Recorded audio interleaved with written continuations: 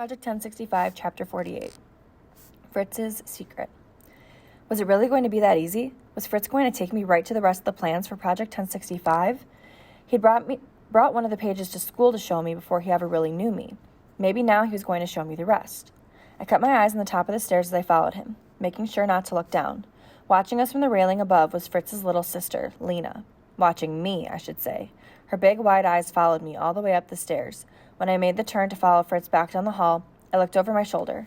She was still staring at me, expressionless, with those big saucer-like eyes. Fritz, your sister really is super creepy. Fritz shrugged like he was used to it. I followed Fritz into his room.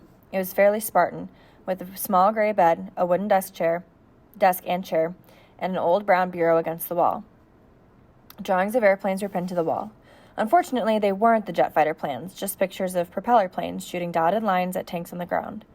Fritz went straight to his closet and pulled out a small wooden crate from the back. I frowned. If these were the secret jet fighter plans, this was an awfully strange place to hide them. Fritz hesitated, looking at me one last time, as though making sure I could be trusted, and lifted the lid.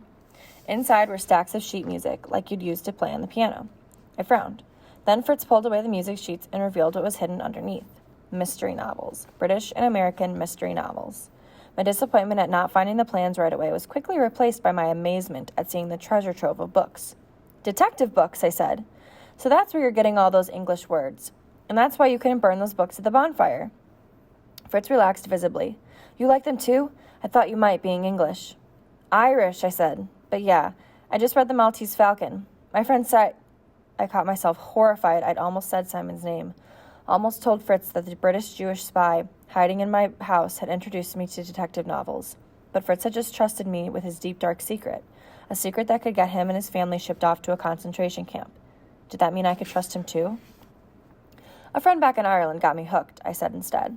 I still couldn't do it. Once you got in the habit of keeping secrets, it was hard to stop. We spent a happy hour on the floor poring over the novels and talking about our favorite scenes. We promised to swap books from our collections, but of course we had to keep the whole thing hidden from sight. Fritz's collection was a big secret, but not the one I had been hoping to discover in this house. I still had to find the plans for Project 1065. Would I find them in time to get them to the Allies to counter the Nazi jet fighters before they turned the tide of the war? I would just have to come back to Fritz's house as often as I could and find some excuse to go snooping around. Fritz's mother called him and Lena to dinner, and Fritz walked me to the door. I was pulling on my coat when I saw a messy room through a half-closed doorway off the downstairs hallway. A large desk was covered with stacks of paper and rules and slide rules, and a drafting table stood nearby covered with large sheets of white paper. Oh, that's my dad's study, Fritz said. He stepped inside and I followed. All over the walls, pinned up around and on top of one another, were a dozen sheets of big blue paper with engineer schematics drawn on them. It's the jet plane he's working on, Fritz said. The one I showed you before. He put his arms out like airplane wings, and zoomed around the room. I blinked stupidly. I think my mouth hung open. There they were, out for anyone to see plain as day. The blueprints for Project 1065. I wouldn't have to go snooping for them after all. There were too many to memorize all in one day, and Fritz's mother wouldn't exactly let me sit in here and stare at them while they had dinner. But I would be back tomorrow after school, and the day after that, and the day after that, and the day after that for as long as it took. The plans for Project 1065 were mine.